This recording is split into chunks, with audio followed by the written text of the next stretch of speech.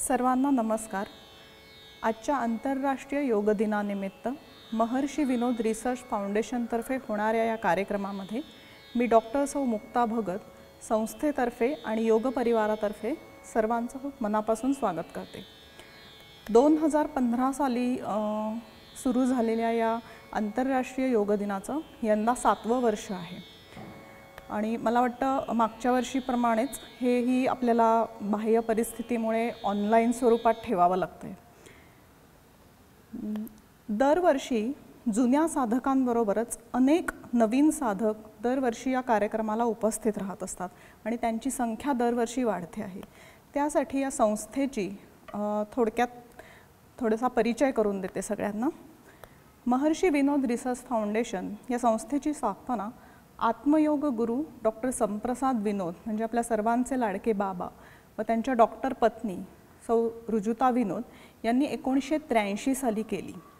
तेव्हापासून योग क्षेत्रामध्ये संशोधन, योगाचा प्रचार, योगाद्वारे उपचार आणि योग प्रशिक्षण असं हे कार्य तेव्हापासून चालू आहे।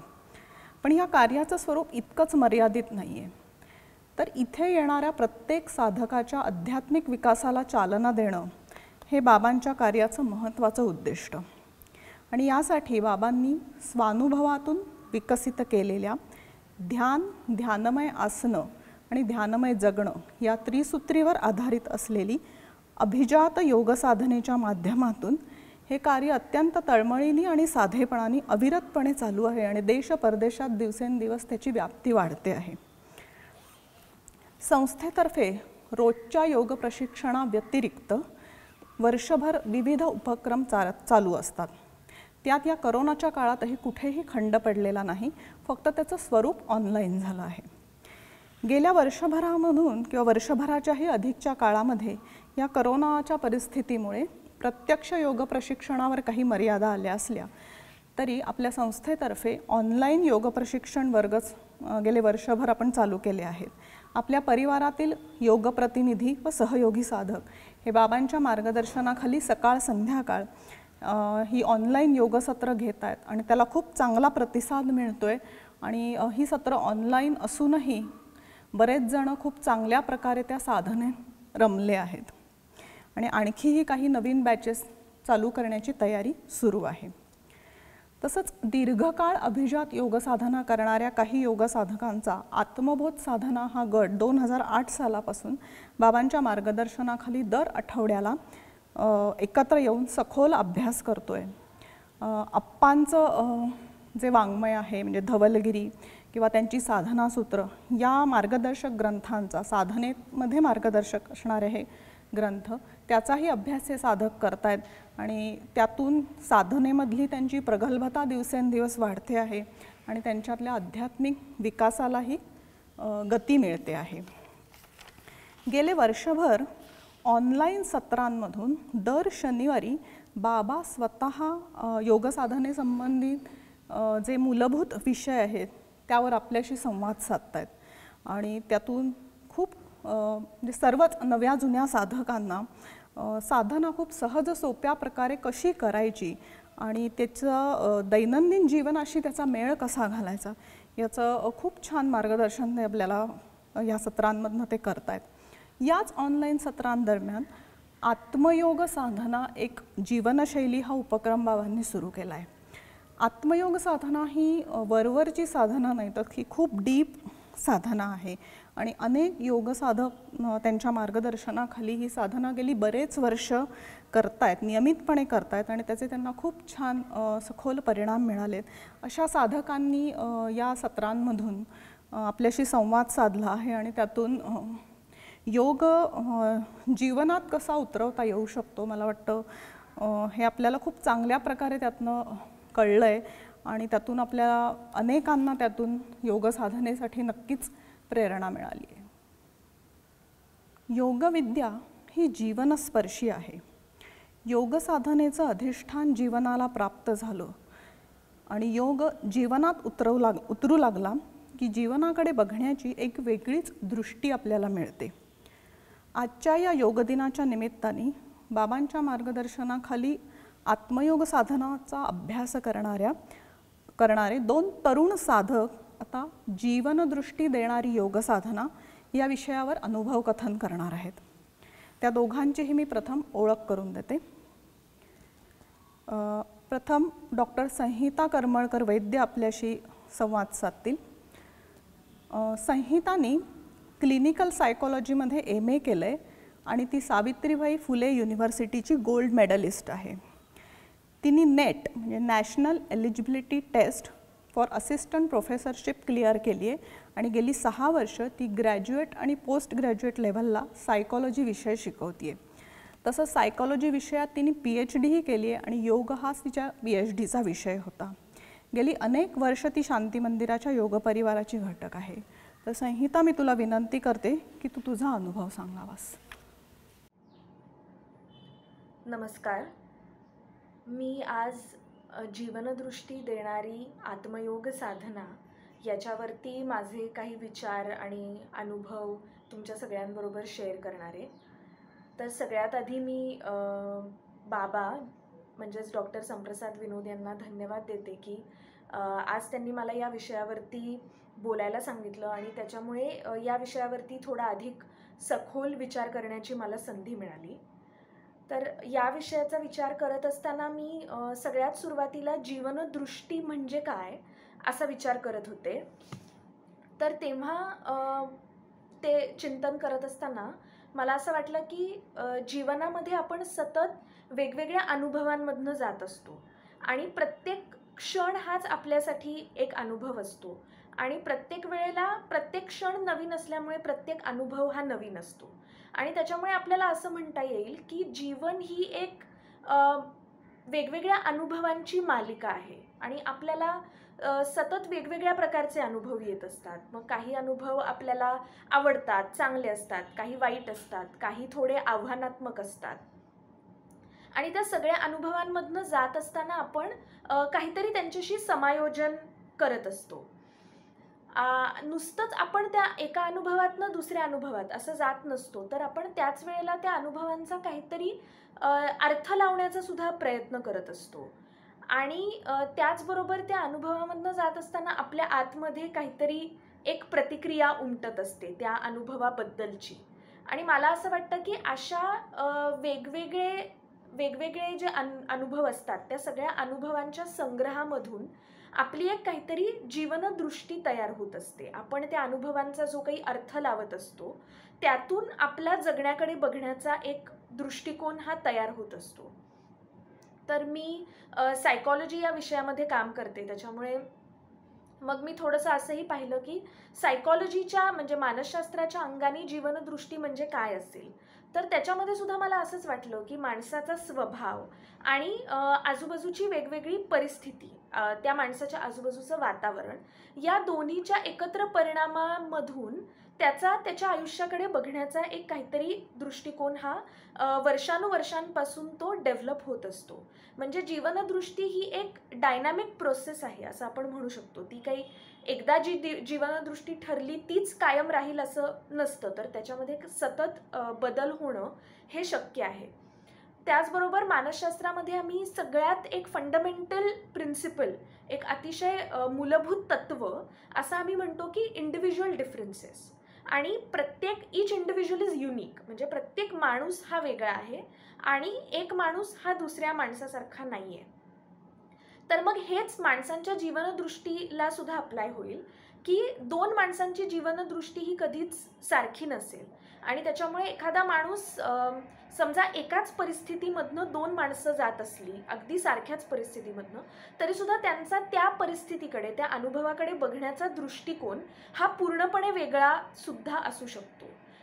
म्हणजेच काय तर माझी जी दृष्टी आहे जीवनाकडे बघण्याची, जीवनातल्या अनुभवांकडे बघण्याची, ती माझी आंतरिक दृष्टी आहे आणि ती मग मी ज्या प्रकारे समायोजन करते, ज्या प्रकारे मी प्रतिक्रिया देते आयुष्यामध्ये, त्यातून कुठेतरी ती जी आंतरिक दृष्टी आहे ती व्यक्त होत असते असं मला वाटलं.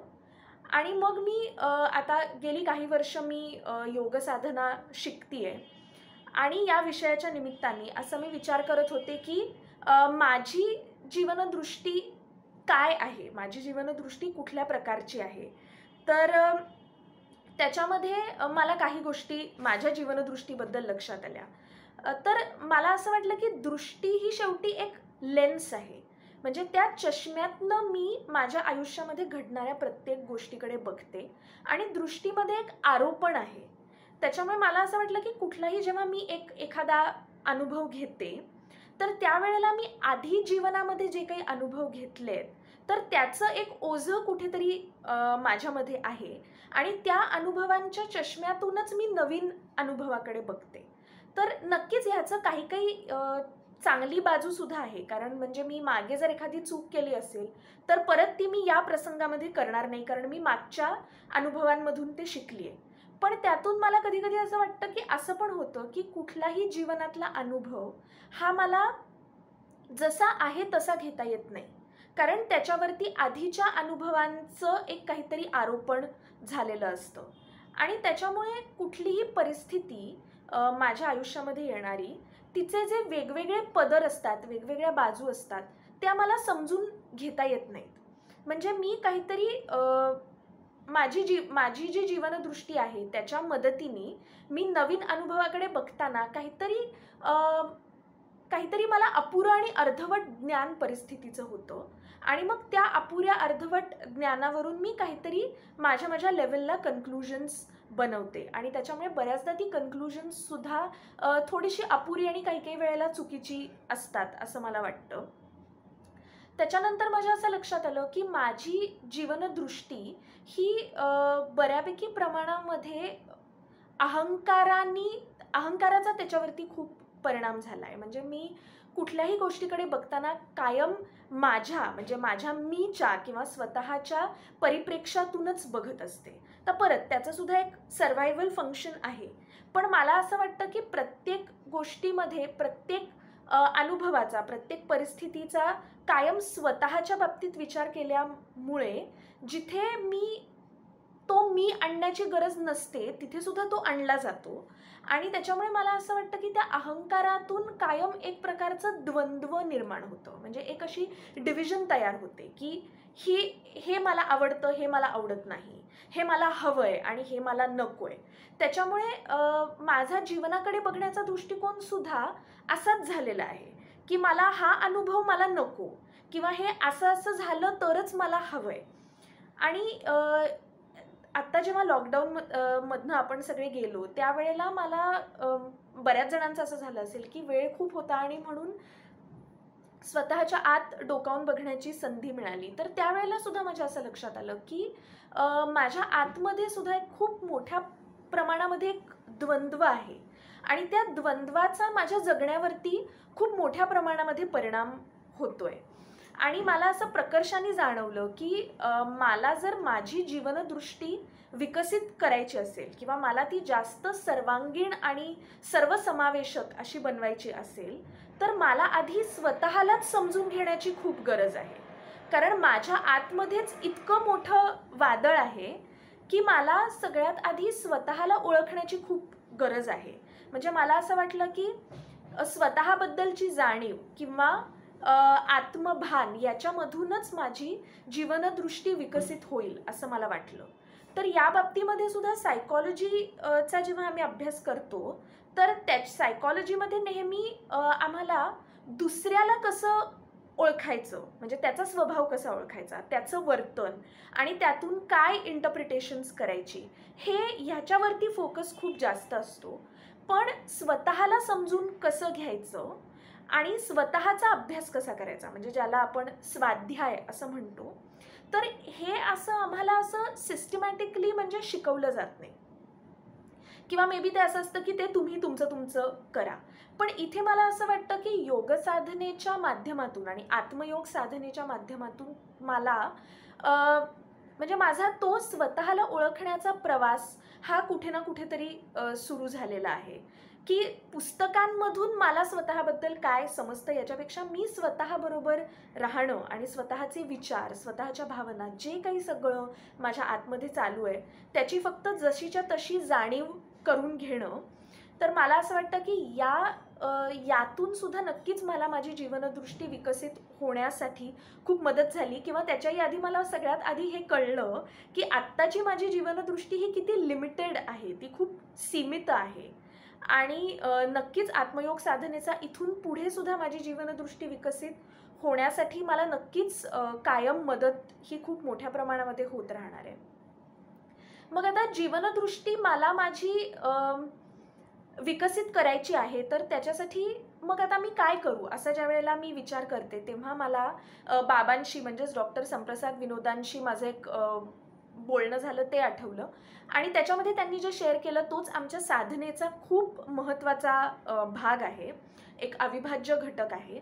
तर त्यावेळेला ते मला म्हणलेले की तुला जीवनामध्ये जो कुठला अनुभव येईल, जी कुठली परिस्थिती असेल, ती कशीही असू दे, ती खूप आनंदाची असू दे, दुःखाची असू दे, आव्हानात्मक असू दे, त्या परिस्थितीकडे तू अशा दृष्टिकोनातनं बघ की यातून मला शिकायला काय मिळेल. आणि मला असं वाटतं की हा विचार हा खूप एक पॅराडाईम शिफ्ट आहे की प्रत्येक अनुभवामधनं जाताना मी फक्त असा ॲटिट्यूड ठेवायचा आहे किंवा मी असा स्वतःला प्रश्न विचारायचा आहे आतून की मला या परिस्थितीमधून शिकायला काय मिळेल. आणि ही जी शिकण्याची वृत्ती आहे, शिकण्याची तळमळ आहे किंवा जिज्ञासू वृत्ती आहे, शोध घेण्याची वृत्ती आहे, तर तीच आमच्या आत्मयोग साधनेचा खूप महत्त्वाचा भाग आहे. म्हणजे ज्या वेळेला आम्ही शवासन ध्यान करतो त्याच्यामध्ये सगळ्यात महत्त्वाचं आहे की स्वतःला समजून घ्या, विचारांना प्रतिक्रिया देऊ नका, विचारांचा तुम्ही स्वीकार करा, विचारांशी मैत्री करा. किंवा आम्ही ज्या वेळेला ध्यानमय हालचाली किंवा ध्यानमय आसनं करतो त्याच्यामध्ये सुद्धा जे शरीर आणि मनाची एकरूपता आहे त्याच्यामध्ये सुद्धा हीच प्रोसेस इन्व्हॉल्व्ड आहे की आसन एखादं करत असताना मला माझ्याबद्दल, माझ्या शरीराबद्दल किंवा माझ्या मनामध्ये जे काही चालू आहे, माझी जी आंतरिक स्थिती आहे त्याच्याबद्दल मला काय शिकायला मिळालं. तर मला असं वाटतं की जितकी मी ही जी जिज्ञासू वृत्ती आहे किंवा शोधक वृत्ती आहे की जीवनातल्या प्रत्येक अनुभवामध्ये काय मूलभूत सत्य दडलेलं आहे त्याचा एका तळमळीने शोध घेणं, तर असं जर मी करत राहिले आणि प्रत्येक अनुभवाकडे जर मी एक शिकण्याची संधी म्हणून जर बघत राहिले तर नक्कीच मला असं वाटतं की माझी जीवनदृष्टी ही अधिकाधिक सर्वांगीण आणि सर्वसमावेशक अशी होईल आणि त्याच्यामुळे मी आयुष्याचा खूप जास्त चांगल्या प्रकारे आस्वाद घेऊ शकेन. कारण आत्ता मी अनुभवांमध्ये मधून जातीये पण मी अनुभवांचा आस्वाद घेऊ शकत नाहीये. मी फक्त त्या अनुभवांमधनं जातीये असं वाटतंय, पण मी खरंच पूर्ण जागी आहे का त्या अनुभवांमध्ये, तर असं नाहीये. त्याच्यामुळे मला असं वाटतं की आत्मयोग साधनेमधून जी जीवनदृष्टी विकसित होण्याची जी प्रक्रिया आहे, ज्या प्रक्रियेमध्ये मी आत्ता आहे आणि अगदी मी लहान लहान पावलं उचलतेय, पण या प्रक्रियेमध्ये जर मी राहिले साधनेच्या माध्यमातून तर नक्कीच मी जीवनाचा जास्त चांगल्या प्रकारे आस्वाद घेईन आणि माझ्या जीवनाची गुणवत्ता ही नक्कीच अधिक चांगल्या प्रकारची असेल असं मला वाटतं. सो एवढं बोलून मी इथे थांबते. धन्यवाद. संहिता, खूप मनापासून धन्यवाद. यानंतर संहितापेक्षाही ज्युनियर असा योगसाधक सुश्रुत सापटणेकर आपल्याशी संवाद साधणार आहे. सुश्रुतला खूप लहानपणापासून वाचन, संगीत, टेबल टेनिस आणि चित्रकला याची आवड आहे. त्याला creative artist of the year तसंच digital designing of cyber genius असं पारितोषिक शालेय वयातच मिळालं होतं. म्हणलं तर तो कलाकार, पण त्यांनी प्रॉडक्ट डिझाईनमध्ये खूप प्रावीण्य मिळवलं आहे. पुणे युनिव्हर्सिटीमधून त्यांनी आर्किटेक्चरची पदवी घेतली आहे आणि युनिव्हर्सिटीचा तो रँक होल्डर आहे. School of planning and architecture Delhi या भारतातील नामांकित कॉलेजमधून त्यांनी master of industrial design and master of product डिझाईनमध्ये पदव्युत्तर शिक्षण घेतलं आहे. ह्या शिक्षणाच्या शेवटच्या वर्षी त्याच्या म्युझिक थेरपी प्रॉडक्ट डिझाईन थिसिसला बेस्ट डिझाईन थिसिसचं प्रोफेसर MR अग्निहोत्री पारितोषिक मिळालं आहे. सध्या तो इन्फोसिस कंपनीमध्ये लीड एक्सपिरियन्स डिझाईन म्हणून कार्यरत आहे आणि नुकतंच त्याने फुलस्टॅक डिझाईनचं लेटेस्ट टेक्नॉलॉजीमधलं प्रशिक्षणही पूर्ण केलं आहे. बाबांशी आणि शांती मंदिराशी तो गेले 3-4 वर्षापासून कनेक्टेड आहे. आणि त्याचं जे हे सगळं यश आत्ता आपण ऐकलं त्यामध्ये बाबांचं मार्गदर्शन आणि योगसाधनेचा खूप मोठा वाटा असल्याचं तो अतिशय विनम्रपणे सांगतो. आर्किटेक्चर, प्रॉडक्ट डिझाईन आणि एक्सपिरियन्स डिझाईन या तिन्हीची सांगड घालून समाजाला उपयुक्त असं प्रॉडक्ट डिझाईन तयार करण्यासाठी तो सध्या प्रयत्नशील आहे. तर सुश्रुतला मी विनंती करते की तुला योगसाधनेने मिळालेली जीवनदृष्टीबद्दल तू आता अनुभव कथन करावंस. नमस्कार. मला जेव्हा योग दिनाच्या दिवशी बोलायचे असे बाबांनी म्हणजे डॉक्टर संप्रसाद विनोद यांनी सांगितले तेव्हा मला असा प्रश्न पडला की मला बाबांनी का बोलायला सांगितले असावे. कारण मी प्रत्यक्ष शांती मंदिराशी खूप कमी काळ निगडीत आहे. पण दुसऱ्या क्षणी असे मनात आले की शांती मंदिर, साधना व बाबांचे मार्गदर्शन याच्यामुळे मला इतक्या कमी काळात जो फायदा झाला आहे तो सगळ्यांशी शेअर करता आला तर खूप मजा येईल. आणि म्हणूनच मी तो शब्दबद्ध केला आहे. तो अनुभव सांगण्याआधी थोडक्यात माझी बॅकग्राऊंड सांगतो. 2017 मध्ये आर्किटेक्चरचा कोर्स मी कंप्लीट केला. त्यानंतर मास्टर ऑफ डिझाईन हा कोर्स करण्यासाठी मला दिल्लीला जायचे होते. त्या काळातच शांती मंदिरात 1 दिवसाचे योग साधनेचे शिबिर आयोजित केले होते. माझ्या वडिलांनी मला दिल्लीला जायच्या आधी हे शिबिर अटेंड करून जा असे इन्सिस्ट केले. तसे मी 31 डिसेंबरच्या कार्यक्रमाला आधी शांती मंदिरात गेलो होतो आणि अनेक वर्ष वडिलांकडूनही बाबांबद्दल ऐकले होते. त्यामुळे मला असे वाटले की चला हे शिबिर अटेंड करून बघूया. ॲक्च्युली मी खूप सिक्युअर्ड, प्रोटेक्टेड आणि लाडात वाढलेला मुलगा असल्यामुळे दिल्लीला हॉस्टेलला राहायला गेल्यावर प्रत्येक गोष्ट माझ्या मनासारखी होणार नाही हे मला कळून चुकले होते. आणि ह्यासाठीच साधनेची गरज होती ज्याची त्या शिबिरात मला झलक मिळाली. काही काळातच फॉलोअप म्हणून दुसरे शिबिरही आयोजित केले गेले.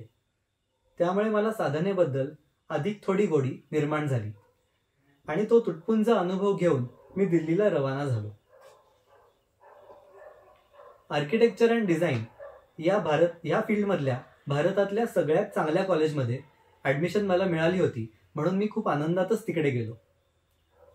पण तिकडे गेल्यावर मला छोटासा धक्का बसला की मी एकटाच महाराष्ट्रीयन होतो. SPA कॉलेजचे वातावरण, स्टाईल ऑफ वर्किंग आणि त्याचे कल्चर हे माझ्या पुण्याच्या सदाशिव पेठेच्या कॉलेजपेक्षा खूपच वेगळे होते. आपण तिथे एकटे आहोत असे मनाला वाटत होते. आधीच दिल्ली, त्यात कॉस्मोपॉलिटन मुलांचे हॉस्टेल हे म्हणल्यावरच तिथली परिस्थिती तुम्हाला लक्षात आली असेलच. याचा लगेचच प्रत्यय मला पहिल्या आठवड्यात आला. मेसमधून जेवण करून रूमवर आलो आणि हॉस्टेलच्या लगतच्या रस्त्यावरून बंदुकीचे आवाज आले. आम्ही सर्व मुले घाबरून बाहेर आलो आणि आम्हाला सिक्युरिटी गार्डने सांगितले, उस आदमी ने ड्रग्स बेचे नहीं इसलिए दूसरे आदमी ने उसको गोली मार दी. आणि आयुष्यातल्या हॉस्टेल जीवनातल्या पहिल्याच आठवड्यात हा विचित्र अनुभव मला आला होता. हे मी जेव्हा घरी सांगितले तेव्हा घरच्यांची तर झोपच उडाली. कॉस्मोपॉलिटन मित्र, त्यांच्या वेगवेगळ्या सवयी व वेगवेगळी व्यसने या सगळ्याशी ऍडजस्ट करून सबमिशनचं प्रचंड प्रेशर घेऊन त्यातून क्रिएटिव्ह डिझाईन्स करणं हे खूपच मोठं आव्हान वाटत होतं. रात्रभर जागून मनापासून केलेल्या चांगल्या कामावर सुद्धा प्रोफेसर्सचे ताशेरे येत होते. कारण खरं तर लहानपणापासून चांगले मिळणारे मार्क आणि त्याचं तोंड भरून कौतुक एवढंच मी जास्त करून बघितलं होतं. जरी पहिले येण्यासाठी मी कधी आटापिटा केला नाही तरी माझ्या नशिबाने मला उत्तम मार्कच मिळत गेले आणि तेच रेप्युटेशन आपल्याला टिकवता येते की नाही अशी मनात भीती निर्माण झाली होती. घरापासून दूर आपल्याला मिळालेला फ्रीडम आणि हॉस्टेलवरच्या पार्ट्या व सेलिब्रेशन यात मी खूपच किंवा जरा जास्तच रमलो होतो. मनात भीती निर्माण झाली होती की कसं बसं एक सेमिस्टर कंप्लीट झालं. मी पहिल्याच नंबरात आलो नव्हतो हे मला तेव्हा लक्षात आलं. अशा परिस्थितीत मी साधना करायचा मनापासून प्रयत्न करत होतो पण खरं तर ती बिलकुल जमत नव्हती. घरी फोन केला की माझे वडील अभ्यास झाला का असे विचारायच्या ऐवजी साधना झाली का असे नक्की विचारायचे. साधना पूर्णपणे जमत नव्हती, पण त्याचा आधार नक्कीच वाटत होता. त्यातच मी आणि माझा मित्र मोटरसायकलवर कॉलेजला चाललो असताना दुसऱ्या गाडीची आम्हाला धडक बसली आणि पायाला आणि हाताला लागलं होतं. त्यासमोर सबमिशनचं प्रचंड प्रेशर आणि त्या पॉइंटला कोर्स सोडून घरी यावं की काय असं वाटायला लागलं. तरी सुद्धा सकाळी हॉस्टेलच्या टेरेसवर जाऊन जमेल तेवढी साधना मी करायचो. मित्रांच्या टाइमपास कमेंट्स त्यावर व्हायच्या, पण ते मी काही फारसे मनावर नाही घेतले. 2 सेमिस्टर्सच्या मधल्या वेळात 1 महिना पुण्याला यायची संधी मिळाली. माझी ओव्हरऑल मानसिकता बघून माझ्या वडिलांनी बाबांना म्हणजे डॉक्टर संप्रसाद विनोद यांना भेटायला सांगितले. त्यांनी 3 आठवड्यामध्ये मला आवश्यक ती आसने शिकवण्याच्या सूचना शांती मंदिरामध्ये, मला वाटतं तेव्हा वैशालीताई होत्या, त्यांना दिल्या. आणि त्या 3 आठवड्यामध्ये मी शांती मंदिराशी आणि बाबांशी चांगला कनेक्ट झालो आणि तो अमूल्य ठेवा घेऊन मी परत दिल्ली गाठली. आता आधीपेक्षा जरा जास्त स्ट्रेस हँडल करता येत होता असे वाटत होते. तरी सुद्धा काही वेळा असे पॉइंट्स आले की टोटल एनर्जी डाऊन व्हायची. मग काय एकच उपाय, बाबांना फोन लावायचा आणि त्यांच्याशी बोलायचे. त्यामुळे परत मोटिवेट व्हायचे. त्यानंतर 2nd सेमिस्टरचा रिझल्ट आला आणि पहिल्या 3 माझा नंबर लागला होता. त्यामुळे पुन्हा एकदा मला उत्साह वाढला. जी काय थोडीफार साधना मी करत होतो त्यामुळे माझ्या कामात व डिझाईनमध्ये फरक पडतोय असे मला जाणवत होते. फायनल इयरच्या थिसिसचा विषय जेव्हा मी ठरवला तेव्हा त्या डिझाईनची पण प्रशंसा झाली. पण लगेचच कोरोनामुळे सर्व वातावरण बिघडले व पुण्याला यावे लागले. कोरोनामुळे पुण्यात आल्याचा एक फायदा झाला की लॉकडाऊनमुळे बाबांची लेक्चर्स ऑनलाईन बघता आली आणि घरी आल्यामुळे साधना पण चांगली जमू लागली. आणि त्याचा चांगला परिणाम मला माझ्या थिसिस प्रोजेक्टवर दिसत होता. माझा थिसिसचा प्रोजेक्ट एकदम नवीन होता, त्यावर कोणी आधी काम केले नव्हते, त्यामुळे ते जरा अवघडच वाटत होते. पण साधनेमध्ये कन्सिस्टन्सी तयार झाल्यामुळे ते मला सोपे वाटायला लागले. आणि अखेर माझ्या फायनल ऑनलाईन थिसिस व्हायवाची डेट डिक्लेअर झाली आणि मी माझ्याकडून सर्वतोपरी क्रिएटिव्हिटी आणि एफर्ट्स दाखवण्याचा त्यात प्रयत्न केला होता. तरी खूप टेन्शन होते. व्हायवाच्या आदल्या दिवशी मला अजिबात झोप येत नव्हती. त्या दिवशी पहाटे 4ला मी बाबांचे यूट्यूबवरचे सराव ध्यान हे सेशन ऐकले आणि मला खरंच खूप हलके वाटायला लागले. मास्टर्सच्या डिझाईन ज्युरीला 5 वेगवेगळे ज्युरर्स होते. त्यातले 4 जण आयआयटी सारख्या इन्स्टिट्यूटचे प्रोफेसर्स होते आणि एक गोदरेज कंपनीचे सिनियर डिझाईन हेड पण होते. माझी ज्युरी सुरू झाली आणि मला कळलेच नाही की ती 30 मिनिटं कशी निघून गेली. ज्युरी झाल्यानंतर सर्वांनी माझे कौतुक केले व ते अप्रिशिएट केले आणि मला माझ्यावरच विश्वास बसत नव्हता. संध्याकाळपर्यंत मी विचार करत होतो की इतकी इझी हे सगळे कसं झालं. मला असं लक्षात आलं की त्याचं महत्वाचं कारण की मी केलेल्या प्रयत्नाशिवाय त्या दिवशी मी जी पहाटे साधना केली होती तीच. यात कुठलीही अतिशयोक्ती नाही. आणि काही दिवसांनी मला आमच्या कॉलेजमधून ईमेल आला की थिसिसची दखल घेतली गेली होती आणि त्यासाठी मला बेस्ट थिसिसचे प्रोफेसर MR अग्निहोत्री अवॉर्ड मिळाले होते. हे ऐकून मला खूपच आनंद झाला. खरं तर माझे वडील म्हणजे माझे बाबा डॉक्टर संप्रसाद विनोद यांना बाबा म्हणतात आणि त्याप्रमाणे जर गेलो तर माझ्या बाबांचे बाबा हे माझे आजोबा व्हायला पाहिजेत. पण मला डॉक्टर संप्रसाद विनोद यांच्याशी एक वडिलांच्या नात्याचीच कनेक्टिव्हिटी जाणवते आणि त्याचाच फायदा मला झाला आहे आणि होतो आहे. मी माझ्या वयाच्या सगळ्यांना सांगू इच्छितो की मला असे वाटत होते आधी की योग साधना ही म्हातारपणी करतात, पण तसे नक्कीच नाही. यंग एज मध्ये जी टार्गेट्स असतात, मला वाटतं मी टार्गेट्स म्हणलं तर बाबा मला म्हणतील की टार्गेट्सचा अट्टहास ठेवू नकोस, तर मी त्याला आकांक्षा असे म्हणतो. तर ज्या आकांक्षा आपल्याला असतात त्या पूर्ण करण्यासाठी साधनेचा सपोर्ट असेल तर आपल्या कामामध्ये व्हॅल्यू ॲडिशनच होईल आणि एक वेगळेपणा दिसेल. असा हा माझा ताजा अनुभव आहे. सध्या मी इन्फोसिसमध्ये लीड एक्सपिरियन्स डिझाईन म्हणून काम करतो आहे. तिथल्या कामामध्ये सुद्धा मला याचा प्रत्यय येत आहे.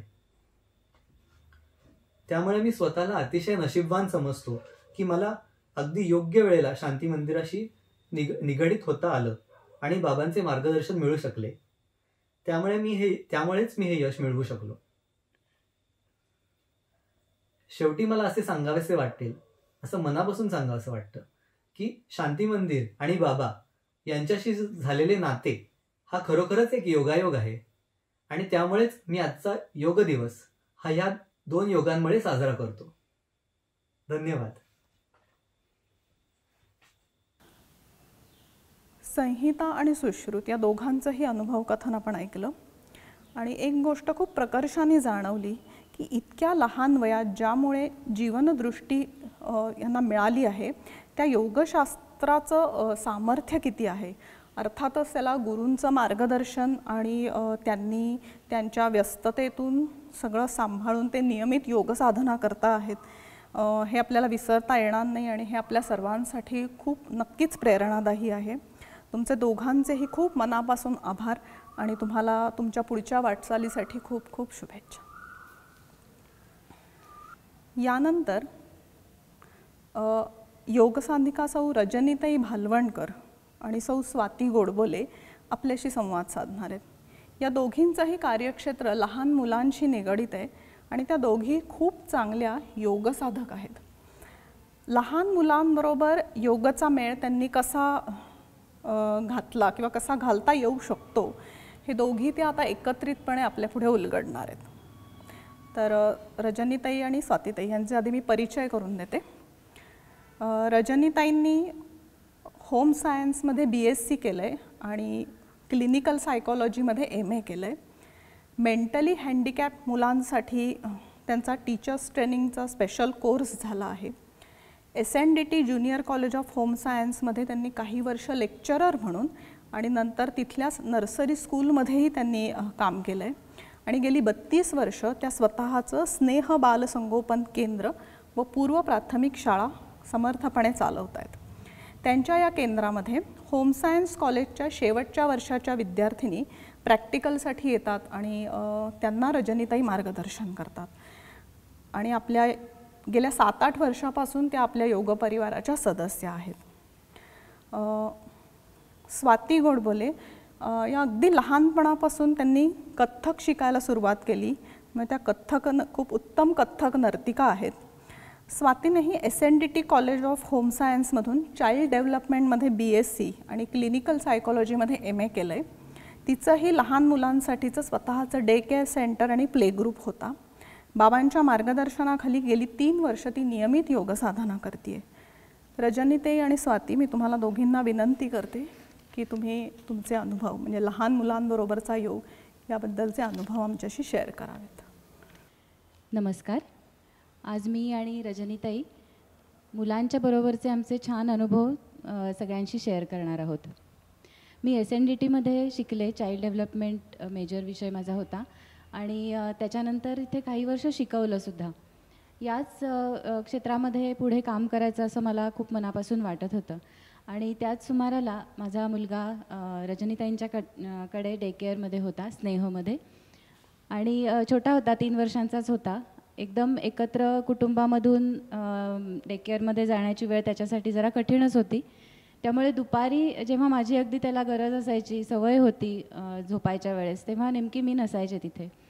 तर त्यावेळेचा एक छान अनुभव असा आहे की त्यांच्या डे केअरमध्ये एक मोठा दादा त्याच्या आवडीचा झाला होता आणि झोपायची वेळ झाली की तो त्याच्याजवळ जाऊन झोपायचा. आणि हा अनुभव जेव्हा रजनीताईंनी मला सांगितला तेव्हा मला खूप छान वाटलं की त्या अशा छोट्या छोट्या मुलांच्या गोष्टींकडे सुद्धा किती छान लक्ष देत आहेत आणि कुठेही त्यांना असं कमी पडू देत नाही. कमी म्हणजे कुठेतरी त्यांना वाईट वाटते, आई भेटत नाही आहे, तर हे लक्षात घेऊन त्यांच्याशी त्यांचं वागणं आहे. तसंच सर्वांगीण विकासाच्या दृष्टीने त्या खूप जागरूक आहेत असं तेव्हा मला जाणवलं. रजनीताई, खूप तेव्हाचा छान मानसचा अनुभव आहे तुमच्याकडचा. स्वाती म्हणाली तसं की जेव्हा हे डे केअर सुरू केलं मी, तर तेव्हा माझ्या डोळ्यासमोर हाच एक उद्देश होता की मुलांना सर्वांगीण विकासाच्या दृष्टीने सगळ्या ॲक्टिव्हिटीज मिळाव्यात. आता मी जेव्हा साधना करायला लागले तर तेव्हा मला ह्या सर्वांगीण विकासाच्या क्षेत्रामध्ये अजून एक क्षेत्र म्हणजे हे आपलं आध्यात्मिक विकास हा ॲड करावासा वाटतो. आमच्या चाइल्ड डेव्हलपमेंटच्या थिअरीप्रमाणे त्याच्यामध्ये शारीरिक, मानसिक, बौद्धिक आणि भावनिक या मुलाच्या विकासाला खूप महत्त्व दिलं गेलं आहे. तर त्या जोडीला जर आपण हा आध्यात्मिक विकास त्याच्यामध्ये सोबत पहिल्यापासून घेतला तर मुलाचं व्यक्तिमत्व नक्कीच काहीतरी छान घडू शकेल असं मला वाटतं.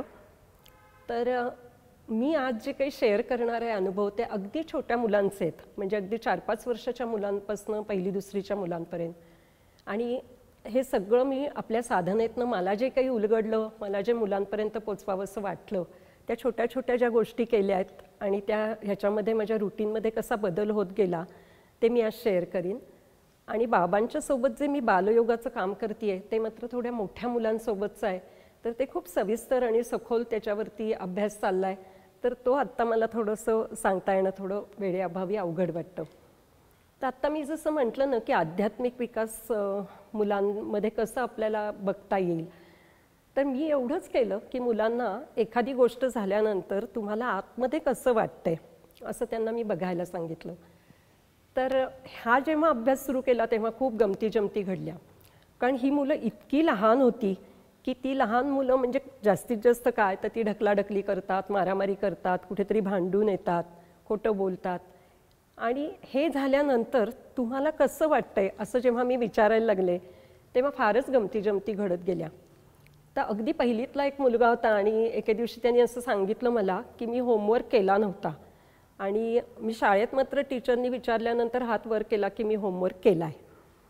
आणि नंतर म्हणाला माझ्या छातीत इतकं धडधडत होतं, मला इतकी भीती वाटत होती की कधी त्या येतील, माझी वही बघतील आणि मी केला नाही आहे कळलं तर काय होईल. आणि मी भयंकर अस्वस्थ होतो म्हणाला की मला सारखं वर्गासमोर जर त्यांनी मला उभं केलं तर काय वाटेल असं वाटत होतं. तर त्या छोट्या मुलांनी मग नंतर टीचरलाही जाऊन सांगितलं की मी अभ्यास केला नाही आहे आणि मलाही येऊन हा सगळा इन्सिडन्स त्यांनी सांगितला. तर आता इथे आमची थिअरी असं सांगते की खरं तर मुलांना खोटं बोलू नये, खरं बोलणं कसं महत्त्वाचं आहे असं सांगितलं की संपलं. पण हे त्याच्या अनुभवातनं जेव्हा त्याला कळलं की अरेच्या मी खोटं बोललो आहे आणि मला कसं तरी वाटतंय, हे मला जास्त महत्त्वाचं वाटलं आणि हा साधनेचा परिणाम आहे असं मला वाटतं. कारण आत्तापर्यंत नेहमी असंच व्हायचं की कुणी मुलांनी ढकलाढकली केली, काही पळवून आणली एखाद्याची वस्तू तर आम्ही असंच सांगायचो ना की अरे असं करत नाहीत, असं करायचं नसतं. पण आता मला असं तो साधनेमुळे हे जाणवायला लागलं की प्रत्येक गोष्ट त्यांनी समजून घेणं, त्याचा अनुभव घेणं हे किती महत्त्वाचं असतं. तर अगदी अजून एक छोटी गोष्ट अशी झाली की एका मुलीने डब्यामध्ये पास्ता नेला होता. आणखीन गंमत अशी झाली की तिच्या 2 मैत्रिणींनी तो पास्ता तिला मागितला की मला देतेस का. तर तिने एकीला दिला आणि एकीला दिला नाही. त्याच्यानंतर ती घरी गेली आणि तिला इतकं वाईट वाटलं की दिवसभर म्हणजे संध्याकाळभर ती आईला म्हणत राहिली की मला त्या मैत्रिणीचा चेहरा डोळ्यासमोर होतोय, तिला किती वाईट वाटलं असेल आणि आई तू उद्याला पास्ता करून दे आणि मी परत तिला देईन. आणि तिने तसं केलं. तर हे जे आहे ना की माझ्या आत मला काहीतरी वाटतंय आणि म्हणून तसंच दुसऱ्याला वाटत असेल, तर हा फरक मला मुलांच्या वागण्यामध्ये खूप असा जाणवायला लागला. खूपच छान छान गोष्टी अशा घडत गेल्या. आणि त्याच्यानंतर मला अगदी असं जाणवलं की मुलं स्वतःशी तशी प्रामाणिक असतातच. म्हणजे 7-8 वर्षापर्यंतची मुलं तर ना खूप खरं खरं बोलतात, आपल्याशी प्रामाणिक असतात.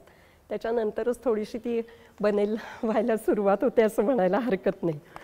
तर आता हे जेव्हा घडत गेलं तेव्हा आपल्याला समजून घेता घेता दुसऱ्याला समजून घेण्याचा त्यांचा थोडासा प्रवास सुरू झालेला मला दिसला. तर ह्याच्यात अशा काही काही घटना अशा घडत गेल्या की कितीही लहान मुलं म्हटली तरी त्यांना त्यांचे मित्र असतात किंवा त्यांचं एक सर्कल असतं. मग याला खेळायला घ्यायचं नाही किंवा त्याच्याशी हे शेअर करायचं नाही असं त्यांच्यामध्ये उपजतच एक हे असतं.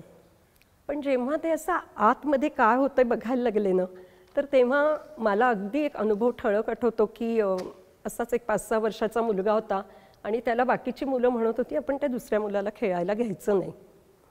तर तो म्हणाला की नाही बाबा आपण त्याला घेऊयात. तर सगळ्यांनी विचारलं अरे तो का घ्यायचं त्याला. तर तो म्हणाला की मला सुद्धा शाळेमध्ये किंवा सोसायटीत कोणीतरी खेळायला घेतलं नाही की खूप वाईट वाटतं. तर आपण त्याच्या बाबतीत असं नको करायला, आपण त्याला खेळायला घेऊयात. आणि हे जेव्हा मला असं जाणवायला लागलं ना, अगदी या छोट्या छोट्या गोष्टी होत्या, पण त्यांच्यातला हा जो बदल होता ना, तो मला खूप आवडायला लागला.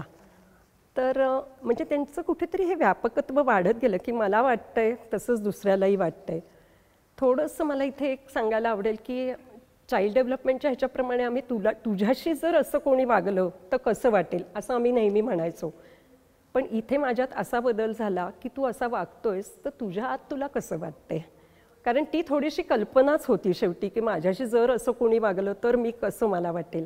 पण इथे मी प्रत्यक्षात तसा वागलोय, मी एखादी गोष्ट शेअर करत नाही आहे, मी दुसऱ्याला ढकलतोय तरी खोटं बोलतोय, मग मला आत कसं वाटतंय. हे जेव्हा मुलं बघायला लागली तेव्हा अशा छोट्या छोट्या बदलांची चुणूक मला बघायला मिळाली.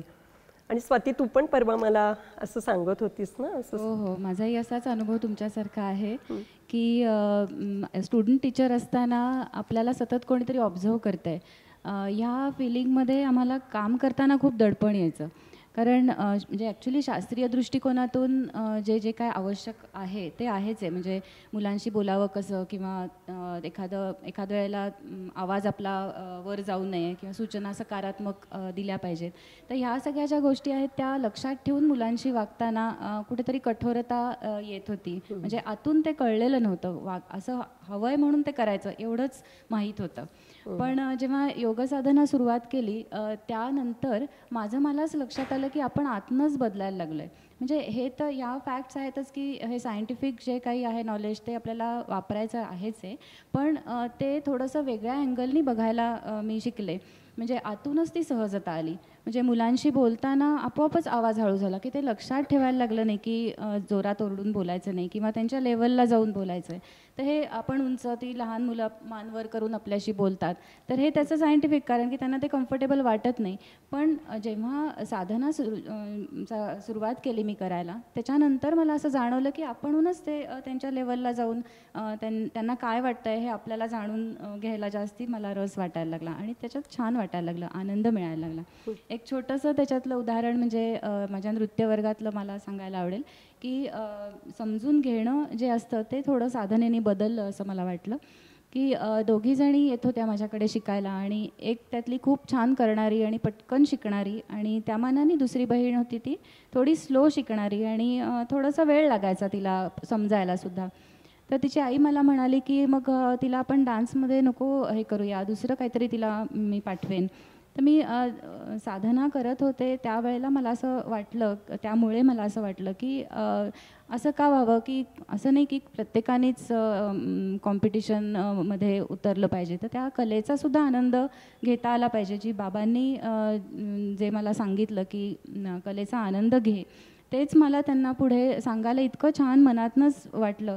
आणि त्यात खूप एक आनंदाची गोष्ट अशी की जी करत नव्हती ना चांगलं, तिच्याशी मी बोलल्यानंतर खूप चांगला परिणाम जाणवला. की वेळ लागत होता पण त्यावेळेला ती जे काही शिकत होती ना त्याच्यात तिला मनसोक्त आनंद घेता येत होता आणि त्यामुळे तो मलाही मिळत होता. तर हे खूप छान तो अनुभव मला स्वतःला माझ्यासाठी वाटतो. तुमच्याहीकडे असे खूप गमती जमती आणि अनुभव भरपूर काही ना काहीतरी होतच असतील दररोज. अगदी. तर तसंच म्हणजे ही जसं म्हणाली तशा अशा छोट्या छोट्या गोष्टी तितके बदल जाणवायला लागले ना, की मी मुलांना असं सारखी सांगायचे की तुम्ही कुठलीही गोष्ट न समजून घ्या, जे आपण इथे हे करतो तर तसं ते अप्लाय. तर त्याच्यातनं मुलांना का असा प्रश्न विचारायला लागली की का असं आहे, की साधं अगदी त्यांना काही सांगितलं तरी हे का करायचं, हा जेव्हा प्रश्न तर त्याच्यामुळे मी पण खूप वेळेला अडचणीत यायला लागले. कारण काही काही गोष्टींचा मी खरंच विचार केला नव्हता की असं हे करायचंच असतं, असं कुठेतरी ते एक डोक्यात. तर इतकी गंमत व्हायला लागली की त्यांनी काहीतरी मला क्रिकेटमधले प्रश्न विचारले. तर आता खरंच क्रिकेट हा माझा प्रांत नाही, मी अगदी प्रांजळपणे त्यांना सांगितलं मला यातलं काहीही कळत नाही. तर ते इतके साध्या सोप्या ह्यानी म्हणाले मग आपण फुटबॉलविषयी बोलायचं का.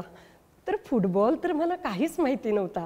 तर ह्याच्यातनं मात्र इतकी गंमत झाली की मी फुटबॉलच्या खरोखरच मॅचेस बघायला लागले आणि त्यांच्याशी संवाद साधायचा प्रयत्न करायला लागले. म्हणजे मलासुद्धा त्याच्यातनं इतकी गंमत वाटायला लागली किंवा आनंद वाटायला लागला. पण ह्या प्रश्नाची उत्तरं आपण दिली पाहिजेत असं मला मनापासून वाटतं. की एखाद्या वेळेला आपल्याला माहिती नसेल तर नाही असं म्हणता येतं, पण मुलं असे जे अगदी बेसिक प्रश्न विचारतात ना तर त्याच्याकडे दुर्लक्ष करून किंवा असं चालत नाही. कारण त्यांना ते समजून घेण्याची भयंकर ओढ असते असं मला वाटतं. आणि खूप वेळेला इथे मात्र मी पालकांशी बोलले तर पालक पण खूप अडचणीत येतात आणि मग ते या काची उत्तरं देत नाहीत किंवा मी सांगतो म्हणून तू हे करायला पाहिजे किंवा तुझ्यापेक्षा मला जास्त समजतं ना, अशी उत्तरं घेऊन मुलं येत होती. पण मी त्यांना मग त्यावेळेला समजवायचे की अरे आई गडबडीत असेल, बाबा गडबडीत असतील, तू परत कधीतरी विचारून बघ. पण या अशा छोट्या छोट्या गोष्टी या साधनेतनंच मी शिकले. आणि अगदी मला महत्त्वाचं हे सांगावंसं वाटतं की दरवेळेला बाबा म्हणतात की कोणपेक्षा काय बरोबर आहे हे बघायचं. तर हे मी इनडायरेक्टली त्यांच्यामध्ये रुजवण्याचा ते खेळत असताना किंवा हे खूप प्रयत्न करायला लागले. त्यानंतर अजून एक माझ्यातला झालेला बदल की रिॲक्शन देण्याऐवजी मी रिस्पॉन्स द्यायला लागले. की बहुतेक वेळेला असं व्हायचं की मुलं काहीतरी सांगायला यायची आणि मी पटकन त्याच्यावर काहीतरी कमेंट करायचे किंवा हे. तर तिथे मला खूप माझ्यातला बदल मलाच जाणवला. आणि हा मुलांमध्ये खूप जाणवला की मुलंसुद्धा त्यांच्यात खेळताना असं खूपदा म्हणायचे हे आत्ता तू रिॲक्शन दिलीस, रिस्पॉन्स नाही. किंवा मलासुद्धा ते कोंडीत पकडायचे की बघा तुम्ही रिॲक्ट झालात आत्ता, तुम्ही आता रिस्पॉन्स द्यायला पाहिजे होता. म्हणजे ह्या छोट्या गोष्टी आपोआप त्यांच्यामध्ये येताना मला खूप जाणवत होत्या. त्यानंतर या मुलांना जेव्हा आपण खेळतात ती मुलं तर त्यावेळेला त्यांना हरणं आणि जिंकणं याच्यात भयंकर इंटरेस्ट असतो की कोण जिंकलं कोण हरलं. आणि त्याच्यावरनं म्हणजे अगदी 5-6 वर्षाची मुलंसुद्धा खूप कडाक्याची भांडणं करू शकतात. तर मी बाबांशी खूप वेळेला या विषयावर बोलले की काहीतरी आपल्याला हवं आहे किंवा आपल्याकडे खूप काही असले, खूप मार्क्स असले तर मग आपण छान. हे जे त्यांच्या डोक्यात गणित होतं ना, तर त्यावेळेला बाबा मला असं म्हणाले की तुम्ही स्पर्धात्मक खेळ असतात ना ते थोडे कमी करा. आणि ज्याच्यामध्ये स्पर्धा नाही, आपले जे काही पारंपरिक खेळ आहेत ना की लंगडी आहे, खो खो आहे किंवा लगोरी खेळायचो आपण, लपाछपी, तर हे खेळ मी खरंच म्हणजे हे जेव्हा घ्यायला लागले काही मुद्दाम तर त्यावेळेला मला हा फरक जाणवला की मुलं मग खेळातला आनंद घ्यायला शिकली. खेळता खेळता किती त्यांना मजा येते हे तेव्हा त्यांना जाणवायला लागलं. किंवा साधं कॅरम असायचा, मग त्या कॅरममध्ये सुद्धा त्यांना सांगायला लागायचं की तुम्ही खेळताय तर किती गंमत येते की नाही असं. तर या गोष्टी मात्र मला साधनेमुळे त्यांना त्यांच्यापर्यंत पोहोचवता आल्या. आणखीन एक म्हणजे माझं जे काही रुटीन होतं की डे केअरचं रुटीन आहे काहीतरी की अगदी म्हणजे वर्षाचं आम्ही करतो, त्याच्यानंतर 6 महिन्याचं, त्याच्यानंतर महिन्याचं आणि मग दिवसाचं. तर ह्या दिवसाच्या रुटीनमध्ये सुद्धा काही इनडोअर गेम्स असतात, काही आउटडोअर गेम्स असतात, काही त्यांना सिलेक्टिव्ह खेळ त्यांनी खेळायचे, काही आम्ही गाईड केलेले असतात. आणि या सगळ्या रुटीनबद्दल मी खूप हे होते की हे असं घडलंच पाहिजे.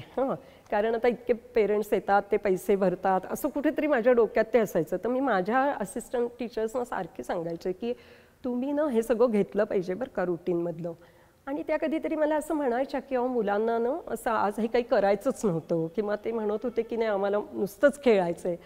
तर मी म्हणायचं नाही अगं हे तुम्ही घेतलंच पाहिजे. म्हणजे मी तो जो माझ्या ह्याच्यात एक आग्रह होता ना तो पूर्णपणे गेला.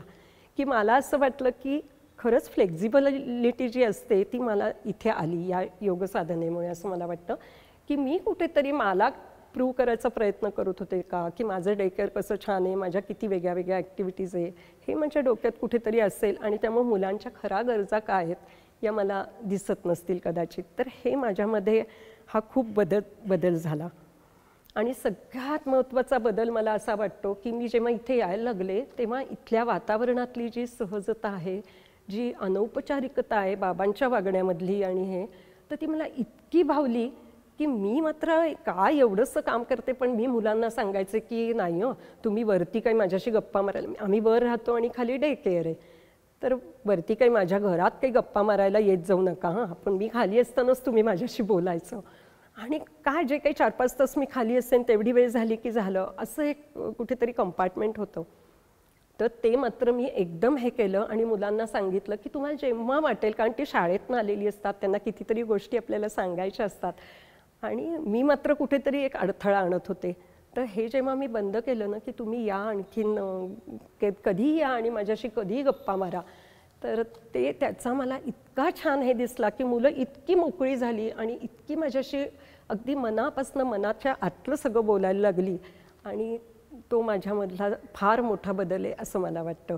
आणि यातनं काही गमती पण घडल्या की कधी कधी काय व्हायचं की खाली एखाद्या मुलाला आईला न्यायला उशीर झाला की मी म्हणायचे की वरती ये, आणि मग एकटाच असायचा, मग मी वर घेऊन जायचे आणि मग त्याला काहीतरी खाऊ पिऊ दिला की जरा ती रमायची ना. तर त्या आईला सांगायला लागला की तू रोजच उशिरा ये म्हणजे मला खाऊ मिळतो. किंवा एक तर इतकं परवाच एक मुलगा आला होता, तो 2री किंवा 3रीत आहे, आणि त्याच्या शाळेमध्ये असा दिला होता एक हे की तू मुलाखत घ्यायची एक, आणि अशी व्यक्ती पाहिजे की ती काहीतरी काम करते आणि जिच्याबरोबर तू खूप दिवस राहिलेला आहेस आणि तिचा तुझ्या आयुष्यावरती काहीतरी परिणाम आहे. असं हे सगळं त्यांनी मला सांगितलं की मी इतकी वर्ष तुमच्या डे केअरमध्ये येतोय वगैरे. 2रीतलाच मुलगा. आणि मग म्हणाला, आणि महत्त्वाचं म्हणजे ती व्यक्ती प्रसिद्ध नको. आणि तो इतकं मोकळेपणाने हे बोलला की त्याच्या आईने त्याला एक धपाटा दिला की अरे असं बोलायचं नसतं. म्हणजे मुलं खरोखरच इतकी छान, त्यांच्याशी मला रिलेट होता आलं. हा अनुभव मात्र मला या सगळ्या अनौपचारिकतेमुळे आला असं मला वाटतं. किंवा खूप वेळेला असं पण व्हायचं की पूर्वग्रह काहीतरी आपला असतो एखाद्या मुलाबद्दल. तर ही जी छोटी मुलं असतात ना, त्याच्यावरनं आपण खूप पुढचं काही जजमेंट्स घेतो ना, ती मला वाटतं कुठेतरी खूप चुकतात आपली कधी कधी. आणि तो तर मला फार मोठा अडथळा माझा या साधनेने दूर झाला. की एक तर मुलगा, मी तुला परवा बोलले की म्हणजे मध्येही मी हे एकदा उदाहरण दिलं होतं की तो इतका दंगेखोर होता, इतका दंगेखोर की खरंच मला त्याला मॅनेज करणं खूप अवघड जात होतं. आणि म्हणजे सगळं झालं आणि मग तो 2री 3रीत त्याने मला वाटतं डे केअर सोडलं. आणि तो त्यानंतर 20 वर्षांनी जवळजवळ माझ्याकडे आत्ता आला आणि मी त्याला अजिबात ओळखलं नाही.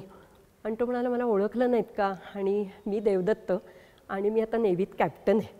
आणि त्याची इतकी पर्सनॅलिटी बदलली आहे, इतकी बदलली आहे, म्हणजे मला तोच आठवत होता देवदत्त आणि आत्ताचा देवदत्त. तर ह्या छोट्या छोट्या गोष्टी आहेत, पण ह्या मला अगदी सांगाव्याशा वाटतात.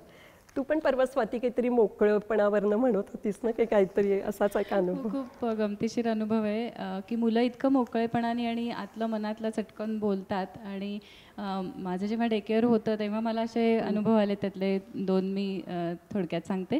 की माझाच मुलगा मानस त्यांच्यात रमायचा, लहानच होता, त्यामुळे त्याला ते छानच वाटत होतं, सगळी मुलं घरात येत आहेत आणि खेळत आहेत.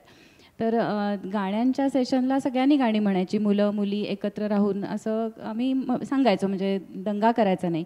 आणि मुलींना त्याच्यामध्ये डान्स असेल अशी गाणी जास्ती आवडायची, ते तसं निवडायच्या. आणि मग तेव्हा आम्ही मुलांना सांगितलं होतं की तुम्हाला जर का म्हणायचं असेल नुसतं तर म्हणा, ॲक्शन्स करायचे नसतील तर काही करू नका. त्यामुळे मानस त्याप्रमाणे नुसता उभा होता आणि बाकीचे मुली सगळ्या त्या डान्स करत होत्या गाण्यावर. गाणं छान होतं, सुईत दोरा अवला ग, मावशीनी परकर शिवला ग, शांताबाई शेळक्यांची कविता आहे ती, आणि खूप छान आहे. आणि तर मुलं खूप एन्जॉय करत होती. आणि त्या गाण्याच्या शेवटच्या ओळी अशा आहेत की परकर झाला गोल फुगा, गोरे माझे पाय बघा. तर त्याच्यात त्या इतक्या छान मुली असं ॲक्टिंग करतात की परकर उचललाय, पावलं गोरी बघा असं. आणि त्या ह्याच्यात मानस उभा होता आणि अचानक एकदम त्यांनी ती ओळ बदलली आणि जोरात म्हणाला, परकर झाला गोल फुगा, काळे माझे गुडघे बघा. आणि ॲक्च्युली त्याला खरंच तो खेळून आला होता आणि त्या वेळेला त्याला हे सुचलं आणि आम्ही सगळ्यांनी ते खूप एन्जॉय केलं, ॲप्रिशिएट केलं, खूप मजा आली. असाच एक अजून छोटासा अनुभव सांगते की माझ्या म्हणजे मुलांना भेटायला आम्ही रिसोर्स पर्सन्स काही बोलवायचो. त्यामध्ये एक आयुर्वेदिक डॉक्टर मुलांची गप्पा मारायला मी त्यांना बोलावलं होतं. आणि मुलं साधारण खायला त्रास देतात, पोळी भाजी नको म्हणतात, बाहेरचं खायचं असतं, हॉटेलमध्ये जायचं असतं. तर या सगळे मुद्दे घेऊन ते बोलत होते. आणि शेवटी त्यांनी असं हे केलं की घरचं खायचं, आईला त्रास द्यायचा नाही वगैरे वगैरे. आणि मग सहज समोर बसलेल्या एका 3-4 वर्षाच्या मुलाला विचारलं की काय रे, समजा आज आईने तुला विचारलं की चल आपण जाऊ हॉटेलमध्ये जेवायला, तर काय सांगशील?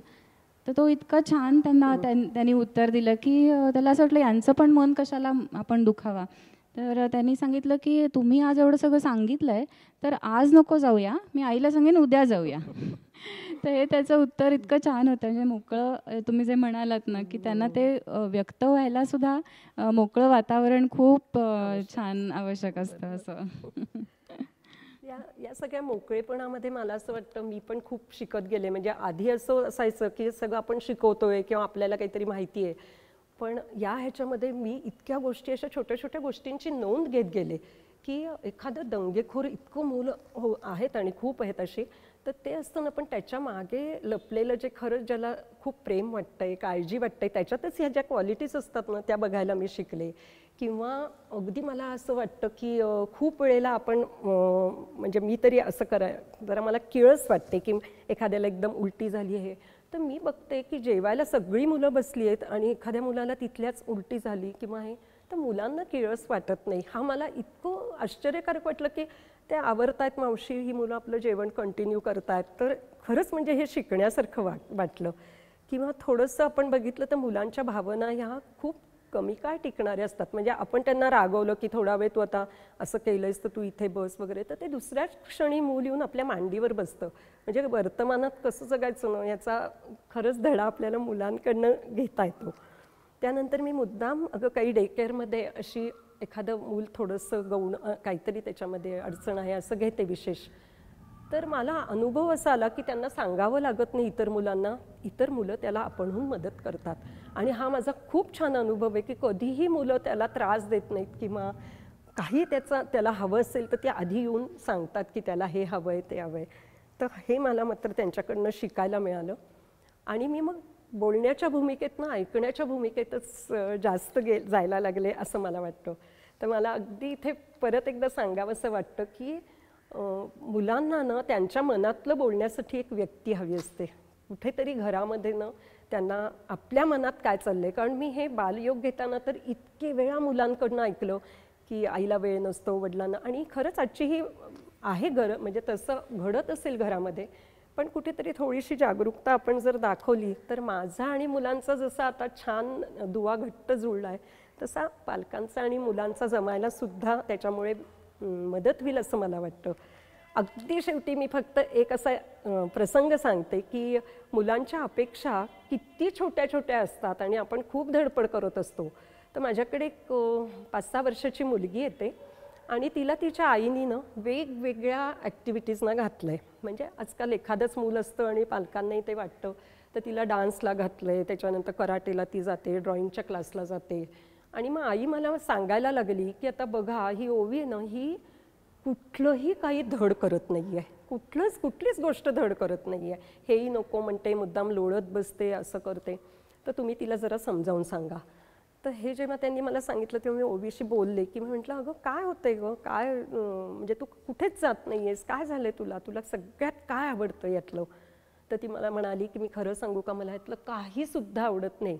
मे महिन्यात मी आजी आजोबांबरोबर ती जो 1 महिना घालवते ना तो सगळ्यात मला आवडतो.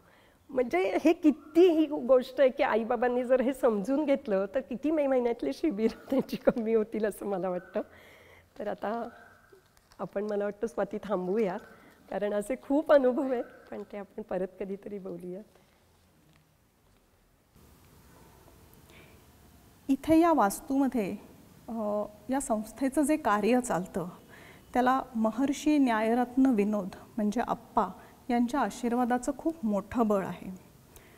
अप्पा हे हजारोंचे वैयक्तिक आणि आध्यात्मिक गुरु होते. व्यासांचे अंशावतार, अध्यात्म महर्षी, ज्ञानी संत, प्रकांड पंडित, विश्वशांतीदूत, तत्वचिंतक, असाधारण विद्वान, प्रतिभावान कवी असं अप्पांचं असामान्य व्यक्तिमत्व होतं. अप्पांचं वाङ्मय हे साधंसुधं नाही, तर या ज्ञानी संताच्या जीवन प्रवासाचा आणि वाङ्मयाच्या अभ्यासाने आपल्या जीवनाचं कल्याण होईल इतकं सामर्थ्य त्यामध्ये आहे आणि आम्ही सर्व योगसाधक याची प्रचिती घेतो आहोत. उच्च श्रेणीची काव्यप्रतिभा असणाऱ्या अप्पांना अभंग हा साधा सुंदर काव्यप्रकार फार प्रिय होता. त्यांनी महाविद्यालयात असतानाच अनेक अभंग रचले आणि त्या अभंगांचं संकलन त्यांचे अगदी घनिष्ठ मित्र प्राचार्य रा दामले यांनी त्यावेळी केलं आणि नंतर हे अभंग संहिता या नावाने पुस्तक रूपात प्रसिद्ध झाले आहेत. आणि या अभंगांचं वैशिष्ट्य म्हणजे ते नुसते शब्द नाहीत, तर त्यांच्या उच्च आध्यात्मिक अवस्थेचं ते प्रकटीकरण आहे.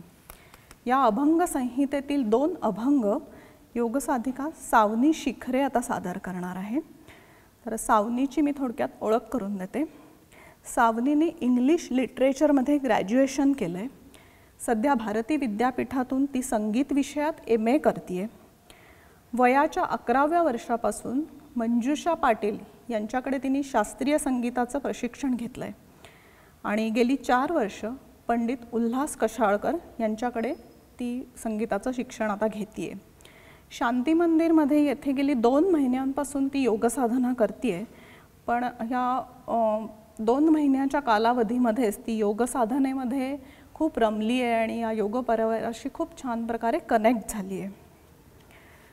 तर जे 2 अभंग सावनी सादर करणार आहे त्याचा अर्थ मी प्रथम सांगते. आधी आपण ते अभंग ऐकूया. निशा मेघ गळला शुभ्र चंद्रिकेत, निशा मेघ गळला शुभ्र चंद्रिकेत, अंतरिक्ष क्षेत्र पिका आले. अनंत धान्ये ही तारकांच्या रूपे, अनंत धान्ये ही तारकांच्या रूपे, कोणत्या मी मापे मोजणार.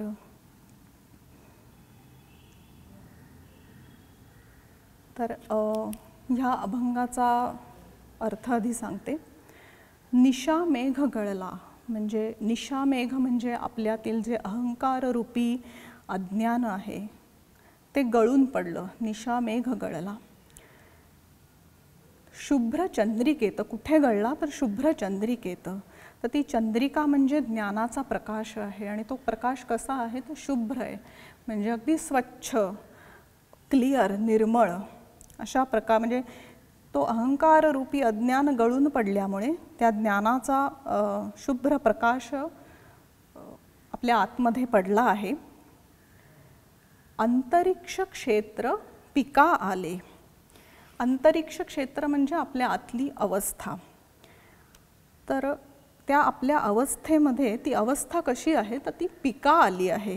म्हणजे आपण जर एखादं पूर्णपणे पिकलेलं शेत, सकस धान्याने एखादं शेत जेव्हा त्याची पूर्ण वाढ होते तसं त्या ज्ञानाच्या प्रकाशामुळे आपली आंतरिक अवस्था पूर्णपणे परिपक्व झाली आहे, प्रगल्भ झाली आहे, विकसित झाली आहे. अनंत धान्ये ही तारकांच्या रूपे. हे जे धान्य आलं आहे आतमध्ये ते त्याला त्यांनी तारकांच्या रूपे असं म्हणलं आहे. म्हणजे तारका म्हणजे आपण जर आकाशात पाहिलं तर तारकांना जर आपण मोजायला गेलो, कितीही प्रयत्न केला तरी त्या मोजता येत नाहीत. तशी ती अवस्था आहे आणि ती अनंत आहे. म्हणजे बाहेर जशी ही परमेश्वरी शक्ती अनंत आहे तशीच ती आतमध्येही अनंततेची अवस्था, आनंददायी अशी अवस्था आहे. आणि कोणत्या मी मापे मोजणार. मग अशी ही अनंत अवस्था कशी काय मोजता येणार ना. त्याचं मोजमाप होऊच शकत नाही.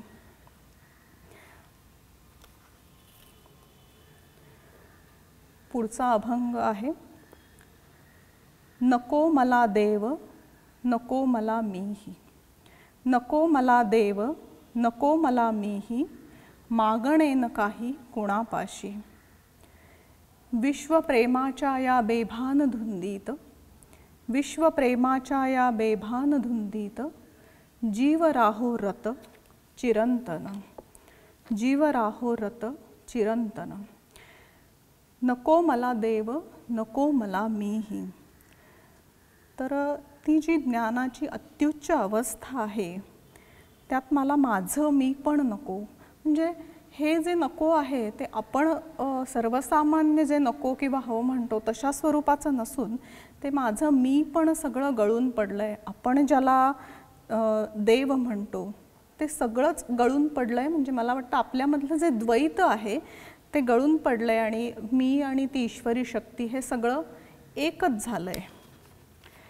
मागणेन काही कुणापाशी.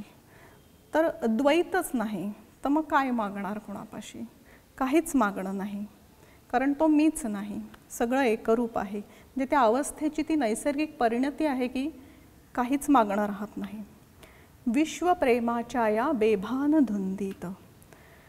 म्हणजे माझं मी पण गळून पडलं. म्हणजे ती इतकी उच्च जागरूकतेची अवस्था आहे की त्यामध्ये जी प्रेमभावना विकसित होते ती वैश्विक होऊन गेली आहे. विश्वप्रेमाच्या त्याला मीपणाचं काहीच बंधन राहिलं नाही. आणि त्याच्या या बेभान धुंदीत म्हणजे पुन्हा बेभान म्हणजे आपण जे व्यवहारात बेभान धुंदी म्हणतो तशी ही धुंदी नाही आहे, तर त्या मीपणाचं भान गळून पडल्यानंतर ते जे विश्वप्रेम विकसित झालं आहे त्याच्यातून सगळी सीमितता गळून पडली आहे. तर अशा या आनंदमयी सच्चिदानंद अवस्थेमध्ये जीव राहो रत चिरंतन, तर तो जीव माझा कायम त्यातच रत राहू दे असं ते म्हणतायत, रममाण होऊ दे असं. तर निशा मेघ गळला शुभ्र चंद्रिकेत, अंतरिक्ष क्षेत्र पिका आले, अनंत धान्ये ही तारकांच्या रूपे, कोणत्या मी मापे मोजणार. नको मला देव नको मला मीही, मागणे न काही कुणापाशी, विश्वप्रेमाच्या या बेभान धुंदीत, जीव राहो रत चिरंतन. मला वाटतं आता आपण सावनीकडून त्याचा प्रत्यक्ष त्या भावावस्थेचा अनुभवच घेऊया. सावनी, मी तुला विनंती करते की तू हे सादर करावेस.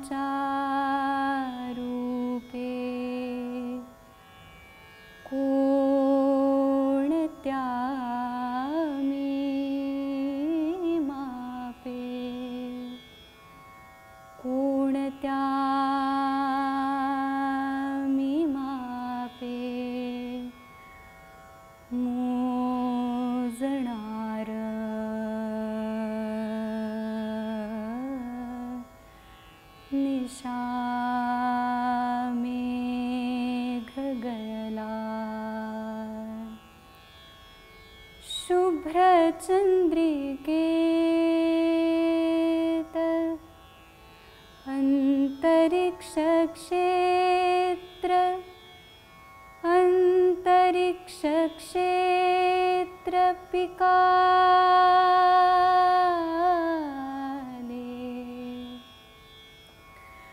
अनंत धान्ये, अनंत धान्ये तारकांच्या रूपे, कोणत्या मी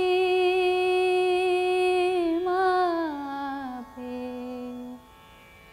कोणत्या मी मापे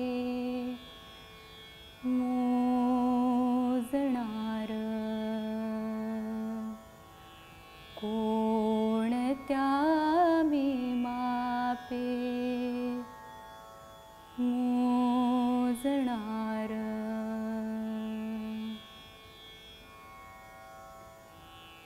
नको मला देव, नको मला मी,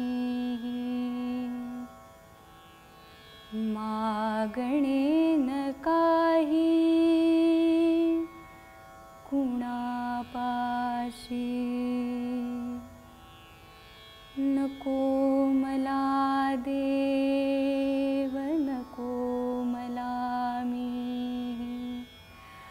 मागणे न काही कुणापाशी, मागणे न काही कुणापाशी.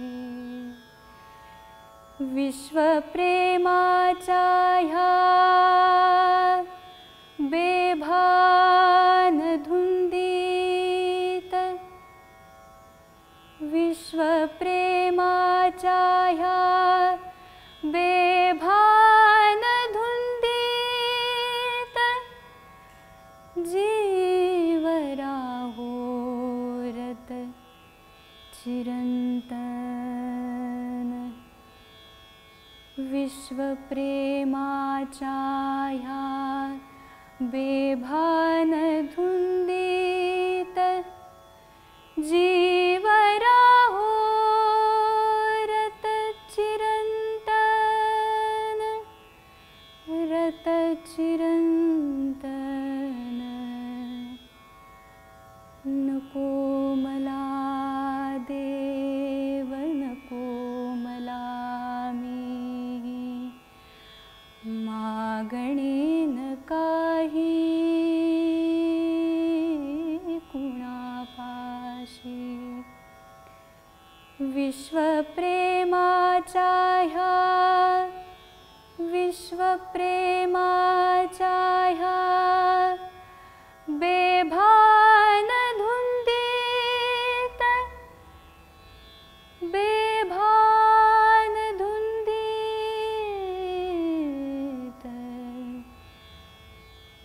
जीव राहोरत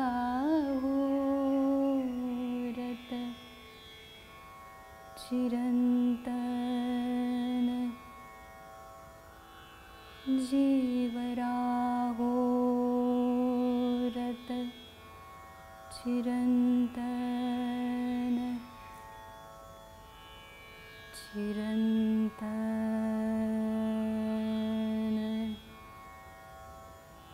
चिरंतन,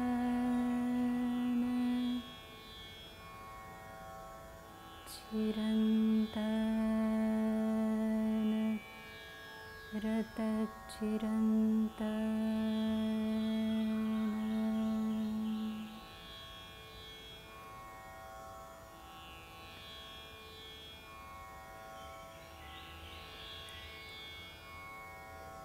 वा, सावनी, मला हे हे सादरीकरण नव्हतं, तर ती आपल्याला त्या भावावस्थेतच घेऊन गेली. आणि खरं म्हणजे आत्ता मला काहीच बोलण्याची इच्छा होत नाही आहे. त्या भावावस्थेतच थोडा वेळ रमावं असं वाटतं आहे.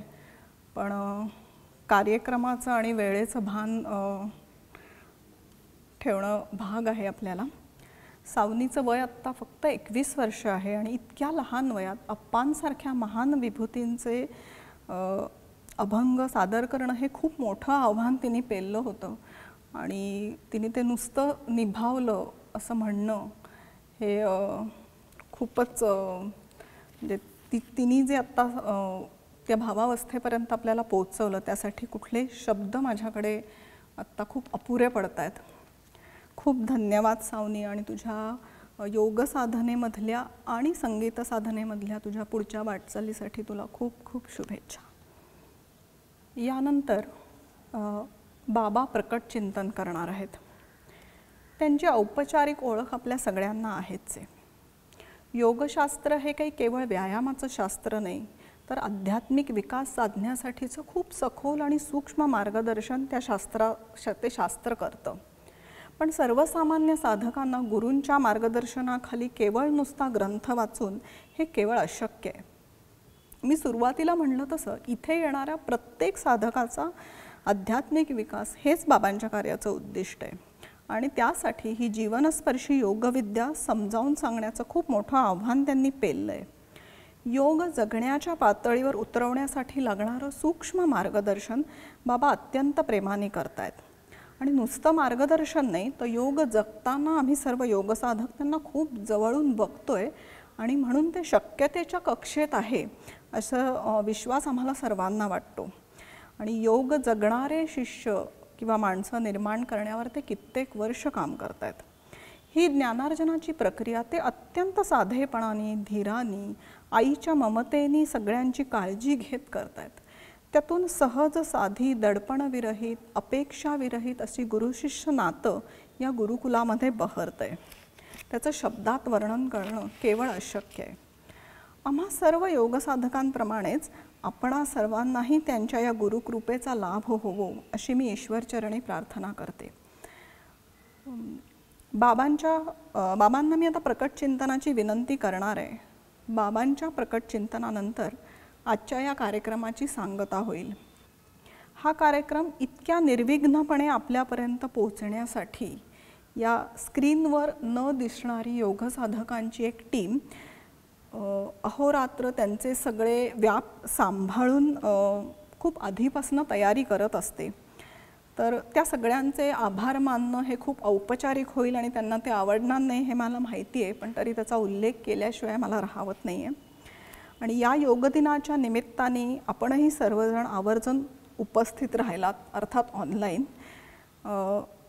त्यातून नक्कीच योगसाधनेसाठी तुम्हाला प्रेरणा मिळाली असेल. तर आपणा सर्वांचेही खूप मनापासून आभार. आणि पुढच्या योगदिनाला आपण प्रत्यक्ष म्हणजे ऑफलाईन एकत्र येऊ शकू अशी मी आशा व्यक्त करते. आणि आता मी बाबांना विनंती करते की त्यांनी त्यांचं प्रकट चिंतन करावं.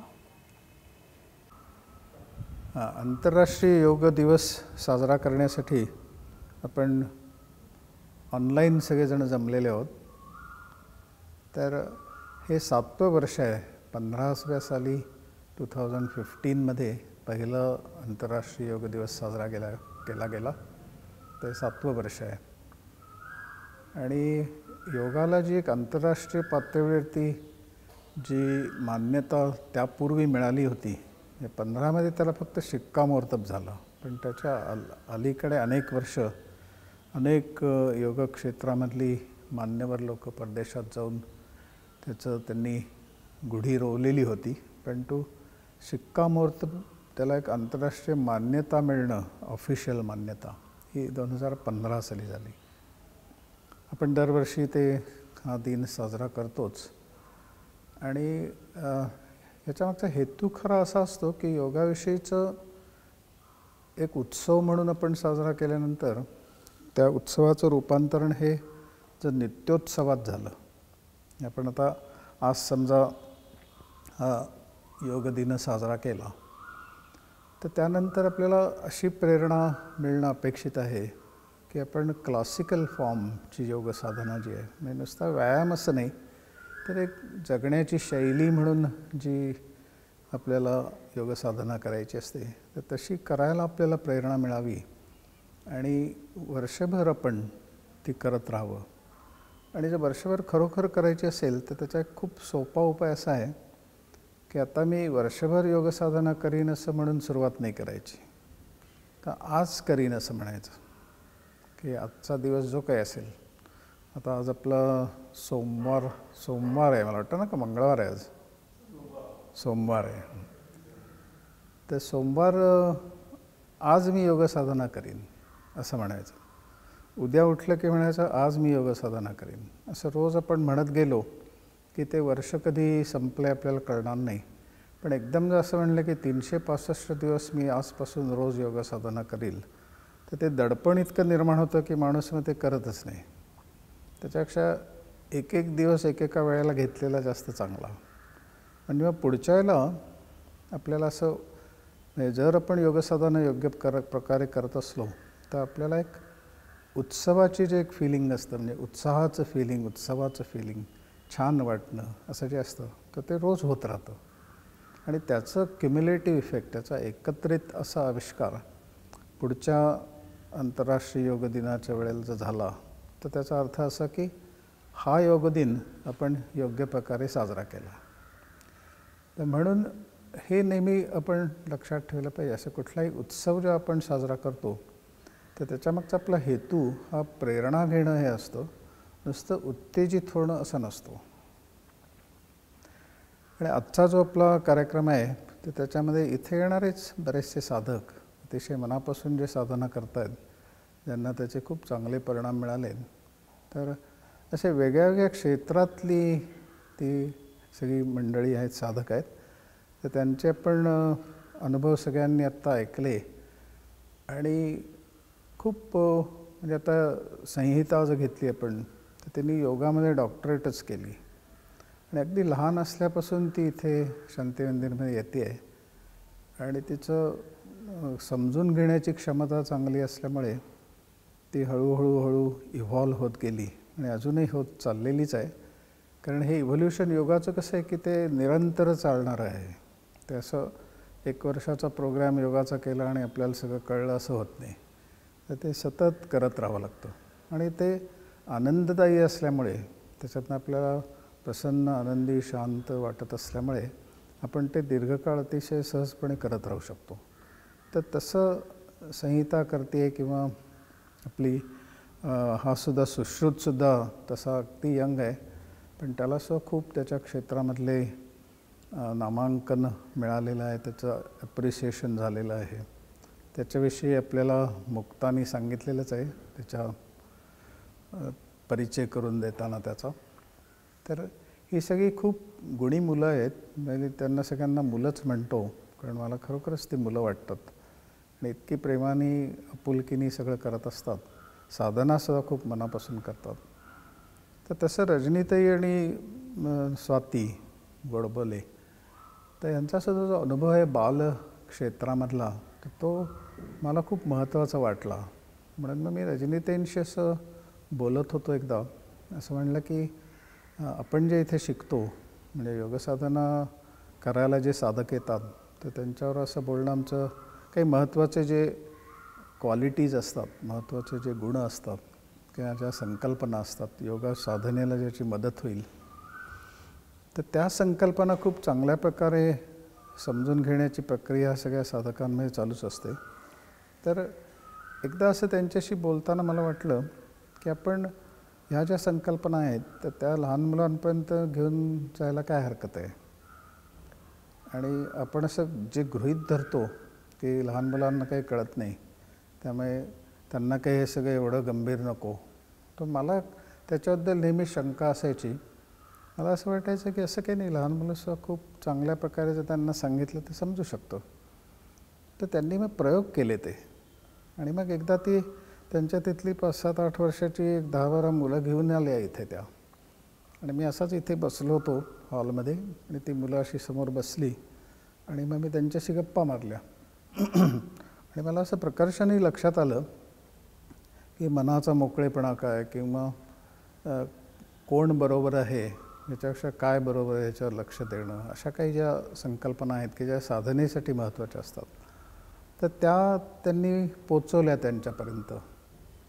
आणि ती मुलं छान सांगत होती की प्रतिक्रिया द्यायची नाही तर प्रतिसाद द्यायचा. तर मी चकित झालो आणि मी म्हणलं की अरे हे किती छान आहे. आपण ह्याच्यावरतीच एक म्हणून बालयोग म्हणून मी एक डेव्हलप केला नंतर. तर त्यांनी सांगितलं सुद्धा की तो विषय खूप मोठा आहे, त्याच्यात कधीतरी आपण पुन्हा करूया, कारण तो खूपच छान झाला आहे. तो विषय खूप छान आहे. तर त्या काय किंवा स्वाती आता नृत्य करणारी आहे. तर त्यामुळे कलेच्या क्षेत्रामध्ये आता तुम्ही जर पाहिलं तर हा सुश्रुत काय किंवा स्वाती काय, सावनीचं पण ऐकलं आहे राधा. तर त्याच्यातले जे हेच ते सगळे कलाकार आहेत आणि त्यांना ते कलाकार म्हणजे कसं की त्याला आतून तो खूप सेन्सिटिव्ह असतो. आणि आत्ता हे अभंगांचं ज्याला गायचं ठरलं सावनीनी, तर त्याला मी तिला अभंगांचं पुस्तक दिलं आणि तिला म्हणलं की तूच ठरव, तुला जे वाटतील ते अभंग तू ठरव. तर तिने जे अभंग ठरवले तर ते इतके सखोल अर्थ असलेले असे आहेत की ते मी थक्क झालो. ते तिची निवड पाहिल्यानंतर मी म्हटलं बापरे, ही मुलगी म्हणजे फारच काहीतरी सखोल विचार करते असं वाटलं मला. मग ती खरोखर सखोल विचार करते की नाही हे पाहण्यासाठी मी तिला विचारलं की तुला काय वाटलं ह्याचा अर्थ. तर तिने सांगितला. त्यांच्या काही ट्रायल्स झाल्या तर त्याला असं जाणवलं की अप्पांच्या म्हणजे महर्षी विनोदांच्या अभंगांचं वैशिष्ट्य असं आहे की ते अर्थगर्भ खूप आहेत आणि ते असे नुसते शब्द नाही आहेत. तर त्याच्या मागे खूप मोठी त्यांची चिंतनाची आणि जीवनाच्या अभ्यासाची आणि त्यात त्यांना निर्माण झालेल्या अंतर्दृष्टीची बैठक आहे त्याला. तर नुसते शब्दार्थसुद्धा पुरणार नाही. तर त्या शब्दांच्या मागचा जो भाव आहे तो कॅप्चर झालेला असेल तर त्याची अभिव्यक्ती खूप चांगली होईल असं मला वाटत होतं. तर म्हटलं ही लहानशी मुलगी आहे तर तिला बघूयात ती कसं करते ती. तर तिने अभंग गाताना 2-3 ट्रायल आपण ज्या दिल्या इथे, तर त्याला ती एक अभंग गाता गाता ती अचानक थांबली गायची आणि गाऊच शकली नाही. तर मी तिला म्हणलं की अगं बेटा हे जे झालं ना आत्ता, तर हे उत्तम आहे म्हणलं. गाता गाता जर तुम्ही थांबला, गाणं तुमचं थांबून गेलं तर ते गाण्याची सर्वोच्च उपलब्धी आहे. म्हणजे गाणं ऐकल्यानंतर, उत्तम गाण्याचा कार्यक्रम सादर झाल्यानंतर रसिक जर टाळ्या वाजवायचे विसरून गेले तर त्याचा अर्थ असा की ते गाणं खरं त्यांच्या हृदयापर्यंत पोचलं.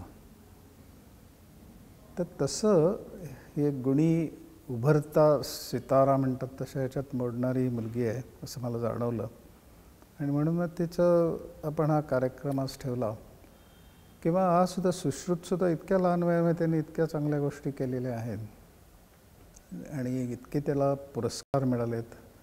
तर हे सगळे आविष्कार जे आहेत, म्हणजे सांगण्याचा हेतू काय की आत्मयोग साधना जी आहे तर ती योग साधना तुम्हाला अशा एका अनुभूतीच्या पातळीवर घेऊन जाते की ज्याच्यामुळे तुम्ही ज्या क्षेत्रात असाल त्याच्यात तुम्ही काहीतरी नवनिर्मिती करता, काहीतरी वेगळ्या प्रकारे बघता गोष्टींकडे, वेगळ्या प्रकारे तुम्ही गोष्टी जाणून घ्यायला लागतात आणि त्याचे आविष्कार तुमच्या दैनंदिन जीवनात व्हायला लागतात की ज्याचं फार महत्त्व आहे.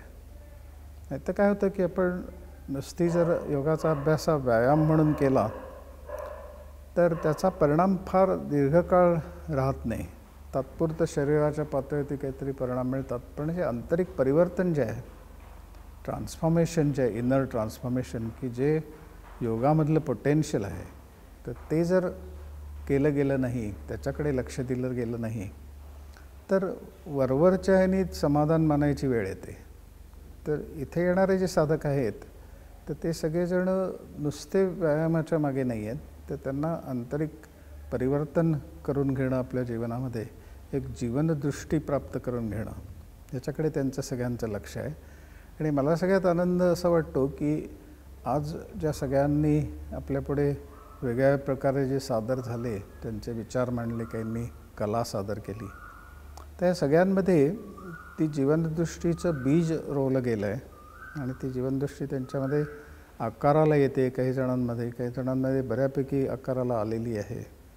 आणि ते पाहिल्यानंतर मला असं एक खूप छान फिलिंग आतून येतं की ज्याला फुलफिलमेंट म्हणतात, असं फिलिंग येतं की असं बरं वाटणं की अरे आपण जे काही यांच्याबरोबर संवाद साधतो आहे, त्यांना काही गोष्टी समजावून सांगतो आहे, त्यांच्याकडनं काही समजून घेतो आहे, तर ही जी आदानप्रदानाची ज्ञानाची विशुद्ध प्रक्रिया जी चालू आहे आपली, तर ती पोचते आहे साधकांपर्यंत आणि ते त्याला न्याय देत आहेत.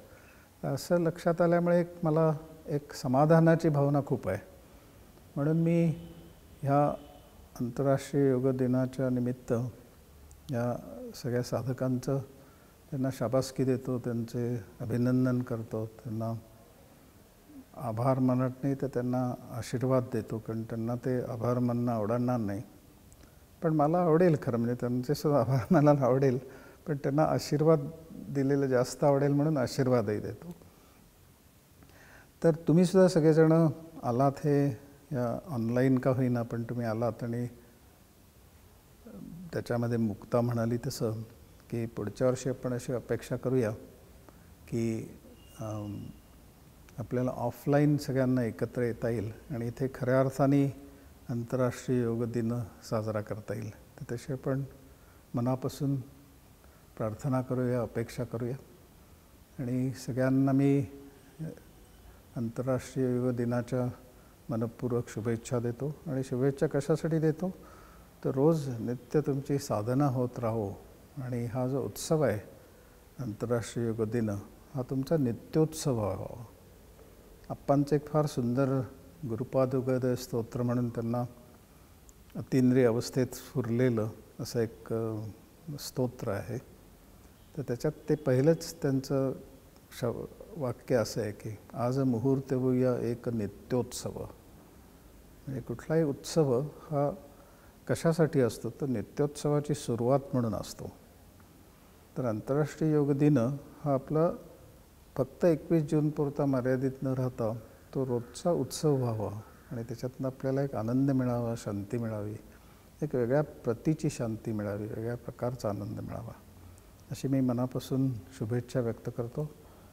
आणि तसे मुक्ताने आभार मानलेलेच आहेत, पण मला खूप कौतुक वाटतं की सुधीर काय, प्रवीण काय सगळेजण इथे येत आहेत, जी लोक, स्वाती आहे, नंतर रजनीताई आहेत, तर ह्या सगळ्यांचं इतकं कॉन्ट्रीब्युशन असतं आणि इतका त्यांचा प्रेमाचा सहभाग असतो इथल्या सगळ्या उपक्रमांमध्ये. आणि मुक्ता म्हणली तसं ते पडद्यामागचे राहतात, ते समोर येत नाहीत. पडद्यामागे फक्त समोर काही जण येतात, पण त्यांचं कॉन्ट्रीब्युशन फार मोठं आहे. किंवा सुनीतासुद्धा सगळ्याचं एडिटिंग करत असते इथल्या कार्यक्रमांचं आणि ती मोठं ते जिकिरीचं काम असतं, पण ती खूप प्रेमाने करते. तर तसं ह्या सगळ्यांचं एक एकत्रित म्हणजे हे सगळं टीमवर्क असतं. दिसताना मी आत्ता स्टेजवर बसतो आहे आणि बोलतो आहे, पण ह्यामागे अनेक जणांचे सहभाग असतो. तर त्या सहभागाबद्दल मी कृतज्ञता व्यक्त करतो मनापासून आणि तुम्हाला पुन्हा एकदा शुभेच्छा देतो आणि इथेच थांबतो.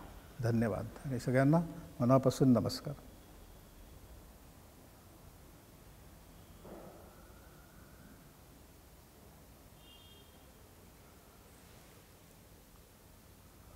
फक्त प्रार्थना म्हणून समारोप करूया.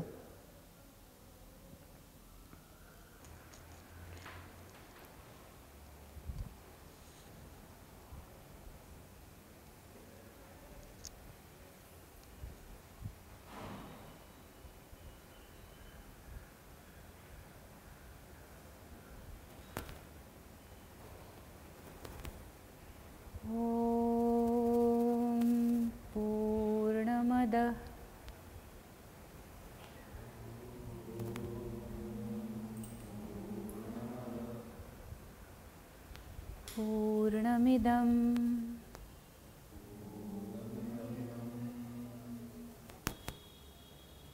पूर्णात् पूर्णमुदच्यते वशिष्यते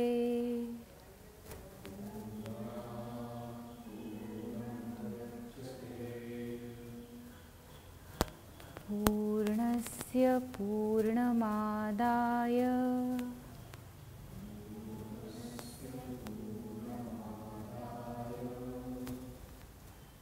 पूर्णमेवावशिष्यते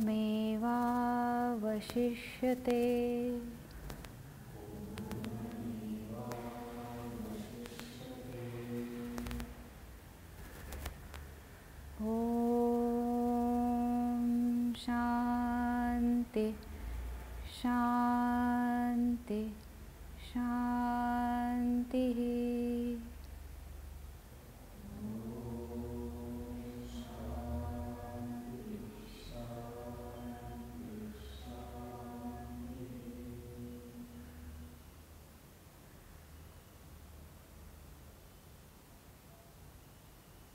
गुरुर्ब्रह्मा गुरुर्विष्णु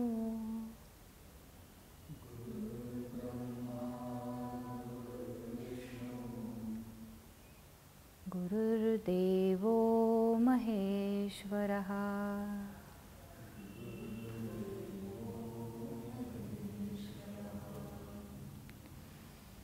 गुरुः साक्षात् परब्रह्म